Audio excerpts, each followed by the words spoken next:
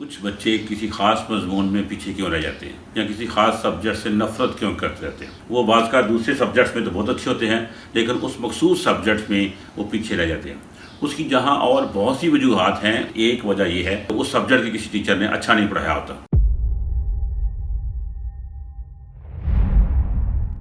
بسم اللہ الرحمن الرحیم۔ آج ہم جس ٹاپک کو ڈسکس کریں گے وہ یہ ہے کہ کچھ بچے کسی خاص مضمون میں پیچھے کیوں رہ جاتے ہیں یا کسی خاص سبجیکٹ سے نفرت کیوں کرتے رہتے ہیں۔ ویسے ٹیچر آپ نے محسوس کیا ہوگا کہ کچھ بچوں کا جب کوئی خاص پیریڈ آتا ہے تو وہ اس میں اچھی پرفارمنس نہیں دکھاتے۔ وہ بعض کا دوسرے سبجیکٹس میں تو بہت اچھے ہوتے ہیں لیکن اس مخصوص سبجیکٹ میں وہ پیچھے رہ جاتے ہیں۔ اس کی جہاں اور بہت سی وجوہات ہیں، وہ بعد میں ڈسکس کریں گے۔ ان میں سے ایک وجہ یہ ہے سابقہ کلاسز میں ان بچوں کو اس ٹیچر نے اس سبجیکٹ کے کسی ٹیچر نے اچھا نہیں پڑھایا ہوتا۔ اگر ہم اس کی مثال یوں دیں کہ سبزی آپ جانتے ہیں کہ محلے کی دکان سے ایک ہی سے بات کر آتی ہے، لیکن کوئی اس خاص سبزی کو مثال کے طور پر بینگن لے لیں، مثال کے طور پر کریلے لے لیں، تو کسی کے ہاں کریلے اتنے کڑوے پکتے ہیں کہ وہ کھانے کو دل نہیں کرتا، اور کوئی اتنے شاندار طریقے سے خاتون کو پکاتی ہے کہ وہ بار بار کھانے کو دل کرتا ہے۔ ایسے ہی آپ کوئی جو بندہ ہے وہ آلو سے ہی اتنی کمال کی ڈشز بنا لیتی ہیں خواتین کہ وہ ان کو انگلیاں چاٹنے کو دل کرتا ہے، اور کوئی گوشت بھی صحیح طریقے سے نہیں پکا سکتی۔ یہ قصور گوشت کا نہیں ہے، یہ قصور اس آلو کا نہیں ہے، یہ قصور اس بینگن کا نہیں ہے، پکانے والے کا بھی ہے،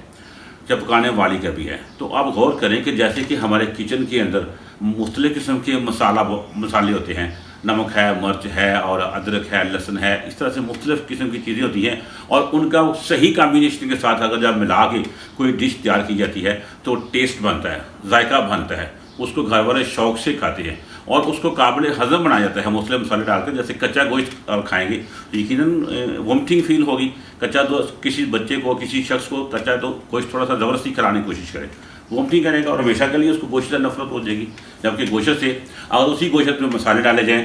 اسی گوشت کو پکایا جائے، مناسب طریقے سے گلایا جائے، تو وہ انتہائی شاندار قسم کا پکوان یا ڈش بنے گی، اور اسے ہم سینکڑوں ڈشیں بنا کے ہم اچھے طریقے سے پیش کر سکتے ہیں۔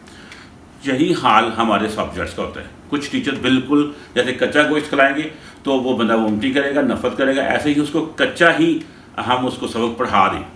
جو لکھا ہوا ویسے پڑھا دیں، جب پنجابی میں مگروں لا دیں، تو وہ جو ہے بچوں کو ہضم نہیں ہوگا، بچوں کو وہ ذہن کے اندر بیٹھے گا نہیں، قابل فہم نہیں ہوگا، مشکل الفاظ سمجھ نہیں آئیں گے ان کو، اور وہ رٹا لگانے کی کوشش کریں گے، اور وہ آہستہ آہستہ اس سبجیکٹ سے، اس مضمون سے دور ہوتے چلے جائیں گے، اس مضمون سے ان کو نفرت ہوتی چلی جائے گی۔ ایک ٹیچر کو چاہیے کہ وہ مضمون اپنا سبجیکٹ ایسے پڑھائے کہ بچوں کو وہ سمجھ آ جائے، یعنی قابل ہضم کر دے، ان کے دماغ کے اندر وہ جذب ہو سکے۔ جیسے کچن میں ہمارے پاس مسالے ہوتے ہیں، ایسے ہی ایک ٹیچر کے پاس جو کہ اس نے پیچھے سے کافی پڑھا ہوتا ہے، اس نے مطالعہ کافی ہوتا ہے، اس کے پاس مسالیں ہوتی ہیں، کچن میں مسالے ہوتے ہیں، ٹیچر کے ذہن میں مسالیں ہوتی ہیں، وہ ان مسالوں کو، مناسب مثالوں کو لگا کر سبجیکٹ کے ساتھ، مناسب واقعات کو، مناسب ایکٹیویٹیز کو لگا کر وہ اس سبق کو پڑھائے گا یا پڑھائے گی، تو بچوں کے لیے سمجھ آ جائے گا، بچوں کو سمجھ آ جائے گا، بچوں کے لیے قابل ہضم ہوگا، تو بچوں کی شخصیت کا وہ حصہ بن سکے گا، اور بچے اس کو رٹا لگانے کے بجائے وہ انجوائے کر کے ہوئے پڑھیں گے۔ کوئی ٹیچر ایکٹیویٹیز کے ساتھ، مختلف مثالوں کے ساتھ، مختلف جو ہے وہ طریقوں کے ساتھ اتنا شاندار سبجیکٹ پڑھاتے ہیں، اتنا شاندار چیز پڑھاتے ہیں کہ وہ بہت بچے انجوائے کرتے ہیں، اور اس پیریڈ میں بہت مشکل سے مشکل سبجیکٹ بھی ان کو آسان لگنا شروع ہو جاتا ہے۔ جبکہ کچھ ٹیچرز اتنا عجیب پڑھاتی ہیں، جیسے وہ فٹافٹ پڑھا دیتی ہیں، اور وہ کوئی قابل ہضم ان کو سمجھ کے قابل نہیں بناتی، تو بچوں سے نفرت کرنا شروع کر دیتے ہیں۔ اگر آپ کا اسٹوڈنٹ کہیں کسی سبجیکٹ سے باغی ہے تو یقیناً پچھلے چند سالوں میں اسے اس سبجیکٹ کی کوئی ٹیچر اچھی نہیں ملی تھی، یا اس سبجیکٹ میں اسے کوئی مار پڑی ہے، اس سبجیکٹ میں اسے کوئی ڈانٹ پڑی ہے، یا اس سبجیکٹ میں اس کے ساتھ اچھا سلوک نہیں کیا گیا، یا ایسے وہ آہستہ آہستہ رہتا وہ سبجیکٹ سے پیچھے رہتا چلا گیا ہے۔ آج بھی اگر آپ نفسیاتی طور پر اس کی وجوہات کو فائنڈ کریں، اور پھر اس بچے کے لیے ٹرائی کریں کہ وہ اس سبجیکٹ کو زیادہ بہتر طریقے سے، ذرا اچھی مثالوں سے اگر ہم اس کو سمجھائیں گے تو بچہ آسانی سے اس کو سمجھ سکے گا، اور وہ بچہ اس سبجیکٹ میں بہتر ہو جائے گا۔ تو اس طرح اگر ہم توجہ سے اگر ہم اپنے سبق کو پڑھائیں،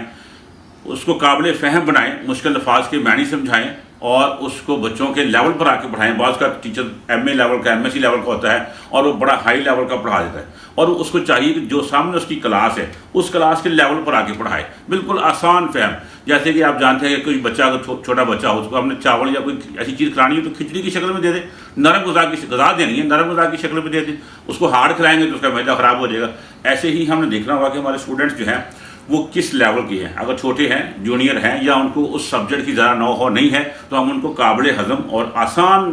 زبان میں ان کو سبق پڑھا کے پھر ہم آگے لے جائیں گے تو پھر سمجھ آ جائے گا. یہی وجہ ہے کہ کچھ ایک ہی جگہ سے سبزی آتی ہے تو کوئی خاتون اتنا شاندار پکاتی ہے کہ انگلیاں چاٹنے کو دل کرتا ہے, اور کوئی اسی طریقے کو, اسی سبزی کو اس طرح سے پکاتی ہے کہ وہ تھوکنے کو بھی کھا لیں تو تھوکنے کو دل کرتا ہے. تو ایسے میں اس سبزی کا قصور نہیں ہے, اس پکانے والے کا قصور ہے. تو لہٰذا جب آپ سبق کو اچھے طریقے سے بچوں کے قابل فہم بنا کے پڑھائیں گے تو یقیناً بچوں کو صحیح طور پر سمجھ آ جائے گی. امید ہے کہ آپ اس ٹپ کو اگر آپ مد نظر رکھیں گے تو آپ ٹیچنگ کو بہتر طریقے سے سر انجام دے سکیں گے. اللہ حافظ.